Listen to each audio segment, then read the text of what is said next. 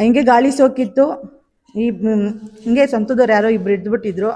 ಎಷ್ಟೋ ಕಡೆ ಸುತ್ತಿದ್ದೀನಿ, ಆಸ್ಪತ್ರೆ ಎಲ್ಲ ನೋಡಿದ್ದೀನಿ. ತುಂಬ ನೋವಿಂದ ನಳ್ಳಾಡ್ಬಿಟ್ಟು ಈ ತಾಯಿ ಸ್ಥಾನಕ್ಕೆ ಬಂದಮೇಲೆ ಇವತ್ತು ನಾನು ಚೆನ್ನಾಗಾಗಿದ್ದೀನಿ ಅಂದರೆ ಈ ತಾಯಿ ಎಲ್ಲ ಮನೆ ಕಾರಣ. ಇವತ್ತು ನಾನು ನಿಂತ್ಕೊಳ್ಳೋಕ್ಕೂ ಆಗ್ತಾ ಇರಲಿಲ್ಲ, ಬಗ್ಕೊಂಡಿದ್ದೆ, ಕೂತ್ಕೊಳ್ಳೋಕ್ಕೂ ಆಗದಿರೋ ಕಷ್ಟಪಟ್ಟು ಒಂದೇ ದಿವಸಕ್ಕೆ 50,000 ರೂಪಾಯಿ ಖರ್ಚು ಮಾಡಿದೆ ಆಸ್ಪತ್ರೆಯಲ್ಲಿ. ಏನೂ ಕಮ್ಮಿ ಆಗ್ದಿರ ಹಿಂಗೆ ಫೋನಲ್ಲಿ ನೋಡ್ಕೊಂಡು ಈ ಜಾಗಕ್ಕೆ ಬಂದಮೇಲೆ ಇವತ್ತು ನಾನು ನಿಂತ್ಕೊಂಡು ನನ್ನ ಕಾಲ ಮೇಲೆ ನಾನು ನಿಂತ್ಕೊಂಡು ಮಾತಾಡೋ ಥರ ಆ ತಾಯಿ ನನಗೆ ಮಾಡಿಕೊಟ್ಟಿದ್ದಾಳೆ. ಇದು ನನ್ನ ತಾಯಿ ಮೇಲೆ ಇರೋ ನಂಬಿಕೆ ಯಾವತ್ತೂ ಸುಳ್ಳಾಗಲ್ಲ. ಇಲ್ಲಿ ಬಂದವರು ಚೆನ್ನಾಗಾಗೋದಂತೂ ನಿಜ.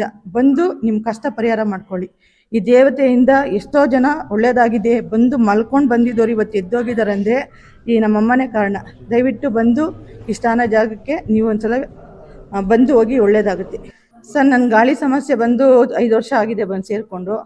ಅದು ನನಗೆ ಗೊತ್ತಿಲ್ಲ, ಯಾವಾಗ ಹೊಟ್ಟೆ ನೋವು ಬರೋದು, ತುಂಬ ಸೊಂಟದಿಂದ ಕಾಲು ಓಡಾಡೋಕ್ಕಾಗ್ದಂಗೆ ಮಾಡ್ತಿತ್ತು. ಅಮಾಸೆ ಪೌರ್ಣಮಿ ಬರ್ತು ಅಂದರೆ ತುಂಬ ಕಷ್ಟ ಆಗಿರೋದು, ಎಲ್ಲೆಲ್ಲಿ ಮಾಡಿದ್ರು ಆಗಲಿಲ್ಲ.